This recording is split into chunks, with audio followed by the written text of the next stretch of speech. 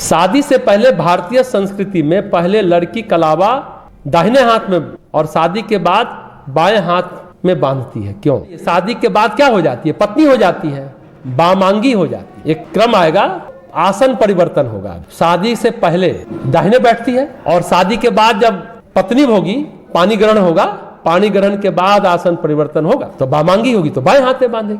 पंडित जी सब आप सबको बिना शादी किए बाएं हाथ में बांधते हैं कुंवारी लड़कियों को। पंडित जी को सिखाइए क्यों ऐसा है। आप घर में पंडित को देखिए हुआ ना महिला सब बाएं, अरे अभी शादी हुआ नहीं तो बायां कहाँ है। चलिए प्रश्न पूछा आपने तो ये भी क्लियर हो गया कि कलावा कहाँ बांधना चाहिए। ठीक हो गया। बाईं ओर बैठती है, उसके प्रतीक के रूप में बाएं हाथ में बांधती है। लेकिन यज्ञकार में भगवान के सामने दाहिने बैठते हैं। यज्ञ में दाहिने बिठाया जाता है। जब आप यज्ञ कर रहे होंगे, कोई संस्कार करेंगे तो दाहिने बिठाया जाएगा। सब जीवात्मा परमात्मा के सामने अपने सीधे सीधे बैठो। ये तो सांसारिक बातें हैं। जीवात्मा जब परमात्मा से संबंध अपना अपना करेगा ना, पति अपना करेगा, पत्नी अपना करेगा, 7 जन्म 7 जो बोलते हैं, ये सब कहने की बातें हैं। चलिए अगला प्रश्न लेते हैं। मैंने बदले में कुछ नहीं मांगा, बस मैंने उससे प्रेम किया। उससे प्रेम देना है, आदान प्रदान नहीं करना। प्रेम दोनों को है। ये क्या है? सच्चा प्रेम या आकर्षण? अब ये प्रेम है या आकर्षण आपने कहा, अब ये तो आपके टिकने पर निर्भर है ना कि कितना टिकता है आपका। नहीं टिका तो आकर्षण, और टिक गया तो प्रेम। अब देखिए क्या है, क्या है आपका? मैंने बदले में कुछ नहीं मांगा, बस मैंने उससे प्रेम किया है। उसे प्रेम देना है, आदान प्रदान नहीं करना। देखिए सच्चा प्रेम क्या है? सच्चा प्रेम है जो परिस्थितियों के झटकों झंझावातों में भी भरोसा बना रहे, स्थिर बना रहे, यानी टिका रहे, वो प्रेम है। और नहीं टिक पाया तो आकर्षण है। राम सीता के प्रेम की बात हम क्यों करते हैं? अपहरण हुआ, सब कुछ हुआ, दूर रह करके भी प्रेम है। राम और सीता के प्रेम को हम क्यों सराहते हैं? क्योंकि वो टिका हुआ है। रावण के यहाँ सीता गई भी तो भी प्रेम टिका रहा। कृष्ण और राधा के प्रेम को हम सर्वोत्तम क्यों मानते हैं? जबकि राधा तो शादीशुदा थी, पति थे उसके। राधा कृष्ण से बड़ी थी और कृष्ण तो द्वारका भी चले गए, दूर रहे। कहते राधा और कृष्ण तो 2 ही बार मिले। 12 साल की उम्र में उन्होंने छोड़ दिया है राधा का क्षेत्र, और दूसरी बार सुनते हैं कुरुक्षेत्र के मैदान में मुलाकात हुई, 2 ही बार। लेकिन उस प्रेम की चर्चा शायद जब तक ये सृष्टि रहेगी तब तक होगी। सर्वोत्तम प्रेम है राधा और कृष्ण का। तो टिका रहे तो सच्चा, न टिका रहे तो कच्चा। चलिए आकर्षण और प्रेम के बारे में एक और बात बता दें। आकर्षण मानसिक होता है, प्रेम हार्दिक होता है।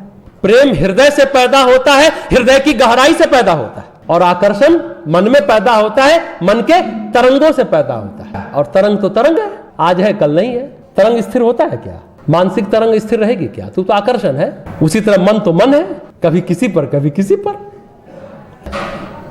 भावनाएं जब जरूरत से ज्यादा दुखी होती है तो ठेस पहुंचती है, मन बिल्कुल नहीं लगता।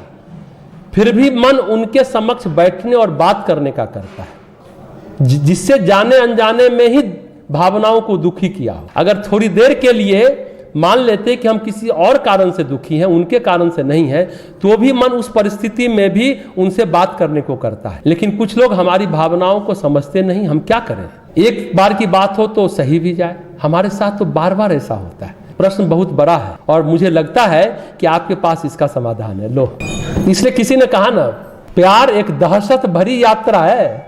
दहशत में जी रहा है ये व्यक्ति, भय में है, चोट खाया हुआ है। प्रश्न बड़ा हो या लंबा, लंबा भी है और शायद बड़ा भी है, गहरा भी है।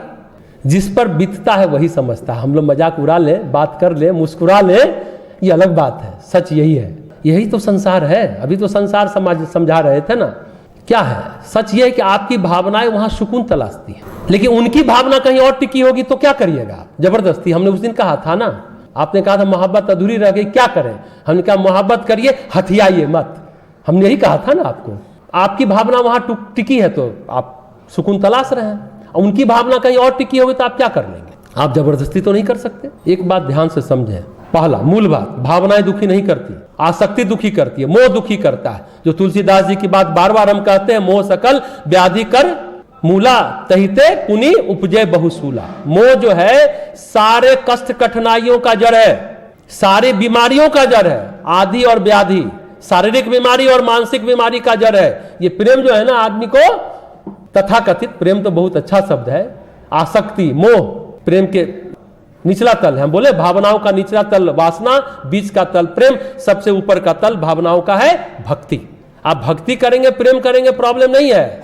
वासना में जिएंगे जहां मोह है, हमने ये किया तो बदले में ये मिले, ये जो रिटर्न गिफ्ट आप खोजते हैं ना, ये आपको रुला के ही नहीं छोड़ेगा, दर्द भरी दास्तां ही नहीं आपका बनेगा, दहशत भरी यात्रा ही नहीं होगी, रोग शोक पाप ताप शाप से आप घिरते चले जाएंगे। मोह है, आसक्ति बोलते हैं ना, आसक्ति है, जा नहीं सकती, वही है आसक्ति। तो मोह से कैसे मोह जाए, इस पर काम कीजिए। मानसिक बीमारी और शारीरिक बीमारियों का जड़ है मोह, और इससे बहुत सारे शूल पैदा होते हैं। तुलसीदास जी कहते हैं बहुत चुभता है, बहुत दर्द होता है, बहुत कष्ट होता है। चलिए एक बात आपसे पूछते हैं, आपको बार बार उसके पास जाने का मन कर रहा है, उनके पास आपने लिखा है रेस्पेक्टफुली, ठीक है ना, आप प्रश्न कर रहे हैं। हम एक बात पूछते हैं, आपका बस आपके मन पर नहीं है, तो उसका बस आप अपने मन में कर लेंगे। आपका अपना मन आपके बस में नहीं है, दूसरे का मन आपको आप अपने बस में कैसे कर लेंगे कि हम जाएं तो अच्छे से रिसीव करें। इसलिए कहा है ना, सबसे अच्छा दोस्त कौन? पुस्तक होता है। जब चाहिए बंद कर दीजिए, जब चाहिए खोल लीजिए, आपका स्वागत करेगा, आपको आप पढ़िए। सबसे अच्छा दोस्त पुस्तक है, पुस्तक को दोस्त बनाइए। दोस्त के पास गए या ये जहां जा रहे हैं साहब, और रिस्पॉन्स नहीं मिला तो दुखी हो गए, ठेस पहुंचा, एक बार नहीं बार बार पहुंचा। पुस्तक को मित्र बनाइए ना, कभी नाराज नहीं होंगे आप पुस्तक से, हमेशा आपका वेलकम करने के लिए खड़ा है, तत्पर है। और जब बंद कर दिए तो बुरा भी नहीं मानता कि गए और नहीं मिला या जल्दी टरका दिया, भगा दिया, तो आप दुखी नहीं हो। किताब हमेशा तब बंद भी कर दिए तो हाँ ठीक है, आप बाद में पढ़ लेना। तो दूसरे के मन को आप बस में करना चाहते हैं, और क्यों? अगर उसका मन कहीं और बैठने को कर रहा हो तो आप क्या कर सकते हैं? जबरदस्ती?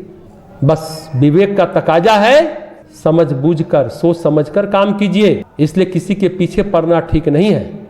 एक कथा सुनाते हैं, राजा भर्तृहरि की कथा मालूम है आपको? वैराग्य शतक उन्होंने उसी समय लिखा था। राजा भर्तृहरि अपनी रानी पिंगला से प्यार करते थे। पिंगला लेकिन अनूप नामक घुड़साल था, घोड़ा रखने की जगह अस्तबल का रखवाल था, वो उससे प्यार करती थी पिंगला। लेकिन वो अनूप जो घोड़ा का रखवाल था, वो एक बेश्या मंगला से प्यार करती थी।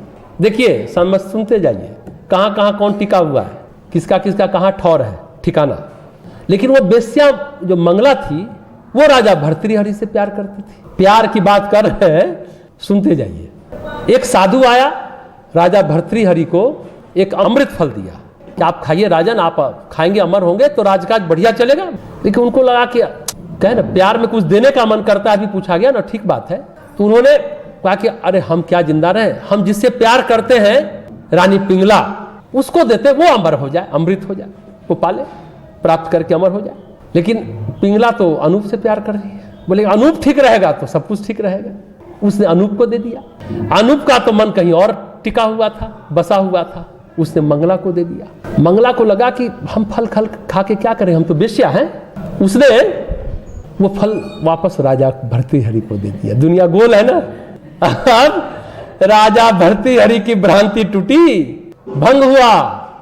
हम प्यार करते हैं पिंगला से ना, पिंगला कहीं और टिकी हुई है। बैराग हो गया, अपने भाई को राजकाज दे के जंगल चले गए, और तब उन्होंने वैराग्य शतक की रचना की। कहानी समझ में आई? प्यार किसका आई, जबरदस्ती आप कर नहीं सकते। राजा भर्तृहरि ने पिंगला को कुछ नहीं कहा, समझे ना, चुपचाप चल दिए। वो क्या कहते हैं, धिक्तम च ताम च इमाम च माम च। ये जो प्रेम होता है ना, ये प्रेम वासनात्मक प्रेम होता है। वासना मनुष्य को दीनहीन बनाती है, दुर्बल बनाती है। वासना का मतलब है दीनता, और ये वासना पता नहीं इंसान को कहां कहां घुमाती रहती है। भर्तृहरि को संसार से वैराग्य हो गया, राजपाट छोड़ दिए, भाई को राज्य देकर वैराग्य शतक की रचना की। उसी श्लोक में उस अर्थ को कहते हैं कि उस काम को धिक्कार है, पता नहीं कहां कहां हमें घुमाती है, और मन को कहीं एक जगह टिकने नहीं देती ये काम तत्व, कामना, वासना। बस संसार ऐसा ही है। भर्तृहरि को समझ में आ गया मूल बात क्या है। वासना की पूर्ति के लिए हम दूसरे पर निर्भर रहते हैं, दूसरे की जरूरत है। कोई हमसे चार अच्छी बात कर ले, कोई हमारे पास बैठ जाए। वास्तव में ऐसा होता नहीं है। सारे मनुष्य स्वार्थ केंद्रित होते हैं। आज रजोगुण का बोलबाला है, स्वार्थ और अहंकार के कारण व्यक्ति क्रियाशील है, तो स्वार्थ केंद्रित है आज का व्यक्ति। रिश्तों का सच ऐसा ही है। आप निर्भर हैं तो दीनहीन है। फिर कोई समाधान नहीं है जो आप हमसे समाधान पूछ रहे हैं। इसका समाधान सिर्फ और सिर्फ विवेक है। विवेक से काम लीजिए। यह सब देख करके भी संसार में जो रमता है और भगवान को पुकारना नहीं सीखता, भगवान में मन नहीं लगाता, तो उसके बारे में हम क्या कहें। अगर विवेकानंद जो वाक्य कहे ना, यह संसार फूलों से ढका सरा मुर्दा है, तो समझ में आना चाहिए इसको क्या कहा जाए। माया कहा जाए, मोह कहा जाए, आसक्ति कहा जाए। आप कहते हैं बैठना चाहते हैं, दुत्कार देती है, आपकी आसक्ति वहां है, उसकी आसक्ति कहीं और है। हम बार बार इस बात को कर रहे हैं, उसको कहीं और अच्छा लग रहा है। अगर आपके साथ उसको अच्छा लगता तो आपके साथ रहती, आपसे बात करती, और अच्छा नहीं लगता तो नहीं है। अब समाधान एक ही है, आध्यात्मिक जीवन दृष्टि, और कोई समाधान नहीं है। एकमात्र समाधान है आपका। अरे आपका उससे लेने देना, उसका लेने देना किसी और से होगा तो आप क्या जबरदस्ती नहीं करेंगे ना। बस यही बात है। पतंजलि ने एक ही समाधान बताया ना, चित्त शुद्धि, चित्त को स्वच्छ रखे, यही बेहतर है। ध्यान, प्राणायाम, आसन करिए, भक्ति करिए, भगवान के शरण में जाइए, कोशिश करिए। हमने एक बार और कहा था, संसार में आप 100 काम कर लीजिए, किसी का एक भूल चूक हो गई तो संसार आपके 100 कामों को भुला देगा।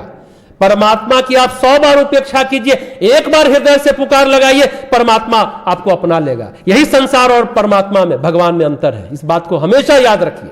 इस सत्य को आप जितनी जल्दी समझ जाएंगे, इसी में कल्याण है। इसी को विवेक दृष्टि कहते हैं। संसार ऐसा ही है।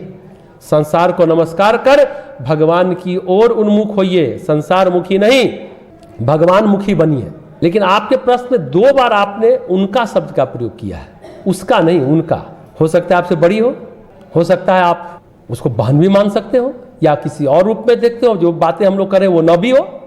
कोई बड़े लोगों के पास आप अकेले हैं, आप किसी से परिचय हुआ और आप उसको बहुत स्थान दे रहे हैं, सम्मान दे रहे हैं, उनका कह रहे हैं।